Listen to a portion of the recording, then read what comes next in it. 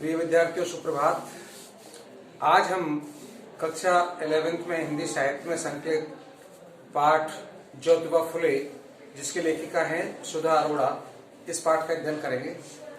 इसमें सुधा अरोड़ा की प्रमुख रचनाएं के बारे में अपन जानकारी रखें तो कहानी संग्रह में बगैर तरासे हुए, युद्ध विराम, कांसे का गिलास, काला शुक्रवार आदि आपके कहानी संग्रह हैं।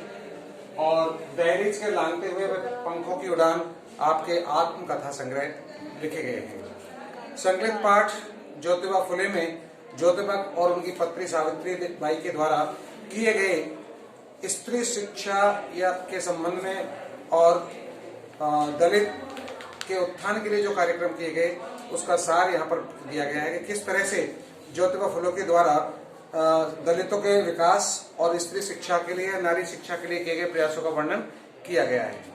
चलिए पाठ शुरू करते हैं। आप ज्योतिबा फुले पुस्तक में आप लोग देखें कि यह अप्रत्याशित नहीं है कि भारत के सामाजिक विकास और बदलाव के आंदोलन में जिन 5 समाज सरदारों के नाम लिए जाते हैं उनमें महात्मा ज्योतिबा फुले के नाम का शुमार नहीं है, यानी उनके बराबर किसी को नहीं माना जा सकता। दलितों के विकास और नारी शिक्षा के लिए जो योजनाएं बनाई गई या प्रयास जो किए गए उनमें सबसे पहले हम ज्योतिबा फुले का नाम ले सकते हैं। इस सूची को बनाने वाले उच्च वर्गीय समाज के प्रतिनिधि हैं। ज्योतिबा फुले ब्राह्मण वर्चस्व और सामाजिक मूल्यों को कायम रखने वाली शिक्षा और सुधार के समर्थक नहीं थे। उन्होंने पूंजीवादी और पुरोहितवादी मानसिकता पर हल्ला बोल दिया। उनके द्वारा स्थापित सत्य शोधक समाज और उनका क्रांतिकारी साहित्य इसका प्रमाण है। जब ब्राह्मणों ने कहा कि विद्या शूद्रों के घर चली गई तो फुले ने तत्काल उसका उत्तर दिया कि सच का सवेरा होते ही वेद डूब गए, विद्या शूद्रों के घर चली गई, भूदेव अर्थात ब्राह्मण शर्मा गए। यानी कि उन्होंने इस पर कटाक्ष किया कि किस तरह से दलितों के पास, शूद्रों के पास शिक्षा पहुंचने पर ब्राह्मण जाति के जो लोग हैं, जो अपने आप को उच्च जाति के स्वीकार करते हैं, उनके दिमाग में, दिल में इस बात की ठेस पहुंची कि शूद्रों के घर विद्या क्यों गई। तो इस बात का उन्होंने, ज्योतिबा फुले ने पुरजोर विरोध किया कि शिक्षा सबका प्राप्त करने का अधिकार है और वो सबको लेनी चाहिए। ज्योतिबा फुले ने वर्ण, जाति और वर्ण के निहित शोषण प्रक्रिया को एक दूसरे का पूरक बताया। उनका कहना था कि राज्य सत्ता और ब्राह्मण आधिपत्य के तहत धर्मवादी सत्ता आपस में साठ-गांठ कर इस सामाजिक व्यवस्था और मशीनरी का उपयोग करती है। उनका कहना है कि शोषण व्यवस्था के खिलाफ दलितों के अलावा स्त्रियों को भी आंदोलन करने चाहिए, अर्थात दलितों को और स्त्रियों को अपने जो अधिकार है उनको प्राप्त करने को पूरा प्रयास करना चाहिए और इस व्यवस्था का विरोध करना चाहिए। महात्मा ज्योतिबा फुले के मौलिक विचार गुलामगिरी, शेतकर याचा असुर अर्थात किसानों का प्रतिशोध, सार्वजनिक सत्य, धर्म और आदि पुस्तकों में संग्रहित है। इनके विचार अपने समय के बहुत आगे थे। आदर्श परिवार के बारे में इनकी अवधारणा है, जिस परिवार में पिता बौद्ध, माता ईसाई, बेटी मुसलमान और बेटा सत्यधर्मी हो वह परिवार एक आदर्श परिवार होता है। यानी सभी धर्मों को बराबर रूप से परिवार में रहने की इजाजत ज्योतिबा फुले के द्वारा दी गई है। आधुनिक शिक्षा के बारे में फुले कहते हैं कि यदि आधुनिक शिक्षा का लाभ सिर्फ उच्च वर्ग को ही मिलता है तो उसमें शूद्रों का क्या स्थान रहेगा। गरीबों से कर जमा करना और उसे उच्च वर्ग के लोगों के बच्चों की शिक्षा पर खर्च करना, किसे चाहिए ऐसी शिक्षा, अर्थात ये गलत नीति है, इसका हमें विरोध करना चाहिए। स्वाभाविक है कि विकसित वर्ग का प्रतिनिधित्व करने वाले और सर्वांगीण समाज सुधार न चाहने वाले तथा कथित संभ्रांत समीक्षकों ने महात्मा फुले को समाज सुधारकों की सूची में कोई स्थान नहीं दिया। यह ब्राह्मणी मानसिकता की असलियत का भी पर्दाफाश करता है। सन 1883 में ज्योतिबा फुले अपने बहुचर्चित ग्रंथ शेतकर याचा असुर अर्थात किसानों का प्रतिशोध के उपोद्घात में लिखते हैं कि विद्या बिना मति गई, बिना मति नीति गई, और नीति बिना गति गई, और गति बिना वित्त गया, और वित्त बिना शूद्र गए, और इनके अनर्थ एक विद्या के लिए हुए, यानी एक अकेली विद्या न होने पर कितने सारे अनर्थ हमारे सामने आ गए। ऐसा यहाँ सुधा अरोड़ा ने लिखा है ज्योतिबा फुले के अनुसार। तो महात्मा ज्योतिबा फुले ने लिखा है कि स्त्री शिक्षा के दरवाजे पुरुषों के लिए बंद रखे हैं। पुरुषों ने इसलिए बंद रखे हैं कि वह मानवीय अधिकारों को समझ ना पाए, यानी पुरुष प्रधान समाज ही हमारा बना रहे, स्त्रियों का कोई स्थान ना हो या कोई महत्व नहीं हो। पर ऐसी स्वतंत्रता पुरुष लेता है, वैसी स्वतंत्रता स्त्री ले तो पुरुषों के लिए अलग नियम और स्त्रियों के लिए अलग नियम, यह पक्षपात है, गलत है। तो ज्योतिबा ने स्त्री समानता को प्रतिष्ठित करने वाली नई विवाह विधि की रचना की पूरी विवाह विधि से उन्होंने ब्राह्मण का स्थान ही हटा दिया, यानी फेरे डालने के समय पर ब्राह्मण की कोई आवश्यकता नहीं, उनके द्वारा मंत्रोच्चारण बना दिए गए। इन मंत्रों को उच्चारण करके ही उनका विवाह संपन्न माना जा सकता है। वे चाहते हैं कि विवाह विधि में पुरुष प्रधान संस्कृति के समर्थक और स्त्री की गुलामगिरी सिद्ध करने वाले जितने मंत्र वे सारे निकाल दिए जाएं और उनके स्थान पर ऐसे मंत्र हो जो वर वधु आसानी से समझ सके। ज्योतिबा ने जिन मंगलाष्टकों की रचना की उनमें वधु वर से कहती है कि स्वतंत्रता का अनुभव हम स्त्रियों को है ही नहीं, इस बात की आज शपथ लो कि स्त्री को उसका अधिकार दोगे और उसे अपनी स्वतंत्रता का अनुभव करने दोगे। यह आकांक्षा सिर्फ वधु की ही नहीं, गुलामी से मुक्ति चाहने वाली हर स्त्री की थी। स्त्री के अधिकारों और स्वतंत्रता के लिए ज्योतिबा फुले ने हर संभव प्रयत्न किए। सन 1888 में जब ज्योतिबा फुले को महात्मा की उपाधि से सम्मानित किया गया तो उन्होंने कहा मुझे महात्मा कहकर मेरे संघर्ष को पूर्ण विराम मत दीजिए, क्योंकि जब मैं इस विस्तार को पालूंगा, महात्मा बन जाऊंगा, फिर मेरा किसी का कहने का कोई अधिकार नहीं रहेगा या विरोध करने की क्षमता मेरे से छीन ली जाएगी। जब व्यक्ति मठाधीश बन जाता है तो तब वह संघर्ष नहीं कर सकता।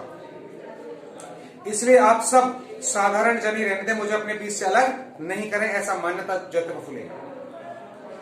महात्मा ज्योतिबा फुले की सबसे बड़ी विशेषता यह थी कि वे जो कहते थे उसे अपने आचरण और व्यवहार में उतार कर दिखाते थे। इस दिशा में अग्रसर उनका पहला कदम था अपनी पत्नी सावित्रीबाई को शिक्षित करना। ज्योतिबा ने मराठी भाषा ही नहीं, अंग्रेजी लिखना पढ़ना और बोलना भी सिखाया। सावित्रीबाई को भी बचपन से शिक्षा में रुचि थी और उनकी ग्राह्य शक्ति तेज थी। उनके बचपन की घटना बहुत प्रसिद्ध है। 6-7 साल की उम्र में वह हाट बाजार अकेले ही चली जाती थी। एक बार सावित्री शिखल गांव के हाट में गई, वहां कुछ खरीदार खाते खाते उसने देखा कि एक पेड़ के नीचे कुछ मिशनरी स्त्री और पुरुष गा रहे हैं।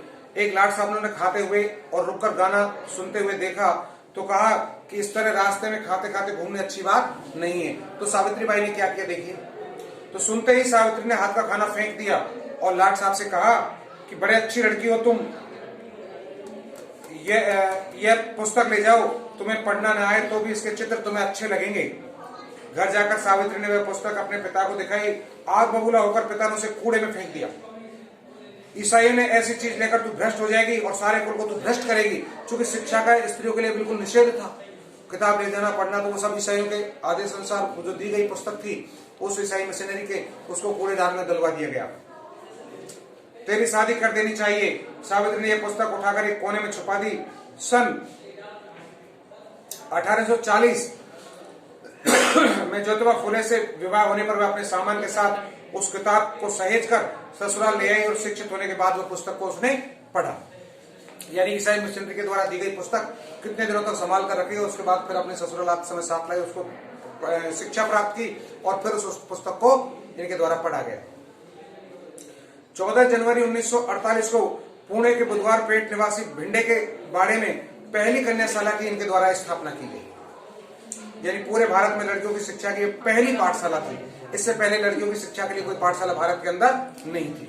ज्योतिबा फुले के द्वारा इसको पहली पाठशाला खुलवाई गई। भारत में 3000 सालों के इतिहास में इस तरह का काम नहीं हुआ था। शूद्र और सूत्राद्रि शूद्र लड़कियों के लिए एक के बाद एक पाठशालाएं खोलने में ज्योतिबा फुले और सावित्रीबाई को लगातार व्यवधानों, अड़चनों, लांछनों और बहिष्कार का सामना करना पड़ा।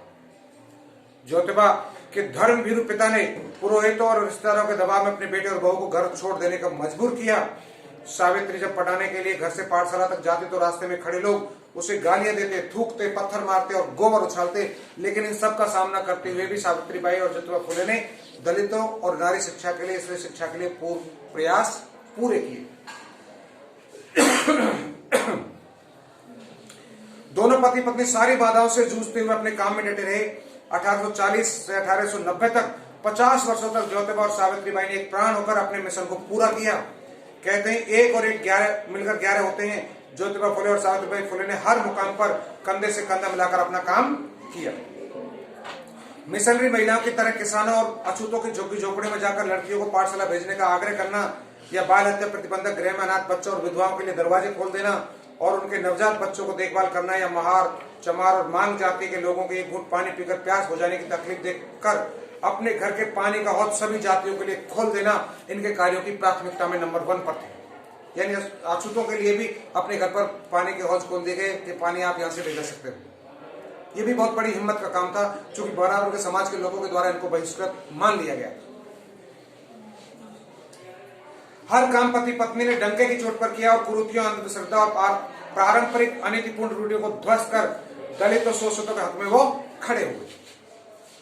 आज के प्रतिस्पर्धात्मक समय में जब प्रबुद्ध वर्ग के प्रतिष्ठित जाने माने दंपति साथ रहने के कई वर्षों बाद अलग अलग होते ही एक दूसरे को संपूर्णतः नष्ट भ्रष्ट करने और एक दूसरे की जड़ें खोदने पर आमदा हो जाते हैं, लेकिन महात्मा ज्योतिबा फुले और सावित्रीबाई फुले का एक दूसरे के प्रति और एक लक्ष्य के प्रति समर्पित जीवन एक आदर्श दाम्पत्य की मिसाल बनकर चमकता है। ऐसा हमने उनके जीवन से, उनकी आत्मकथाओं से, उनकी रचनाओं से हमने देखा है। तो इस तरह से आज आपका ये पाठ समाप्त होता है। इस पाठ के प्रमुख क्वेश्चनों में जो आपको करके लाने हैं वो देख लीजिएगा। क्वेश्चन नंबर 2, 3, 4, 6, 7, 9 व 10। 10 में आपको पहला प्रश्न करना है, कै वाला, जो व्याख्या आशय स्पष्ट करना है, वो 10वें का कै आपको करना है। हाँ, तो इस तरह से ये प्रश्नोत्तर आपको अपनी नोटबुक में करने हैं। और आज यह पाठ आपका समाप्त होता है। अब तक के लिए धन्यवाद।